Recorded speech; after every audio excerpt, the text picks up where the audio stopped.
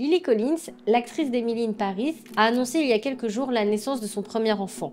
Si la photo a fait plus de 2 millions de likes, elle a suscité de nombreuses interrogations. Personne n'avait remarqué que l'actrice était enceinte. Et pour cause, Lily Collins et son mari ont eu recours à une gestation pour autrui. Si nous ne souhaitons pas attiser les critiques sur un choix qui est de toute manière irréversible, nous voulons alerter sur une sorte de glamourisation de la gestation pour autrui. Donc sous couvert de paillettes, d'effets d'annonce, et aussi parce qu'elle est people, la GPA est normalisée et elle est même rendue glamour, cool et pratique, surtout pour éviter les affres de la grossesse. Pourtant, c'est une paire de repères tout azimut qui se joue.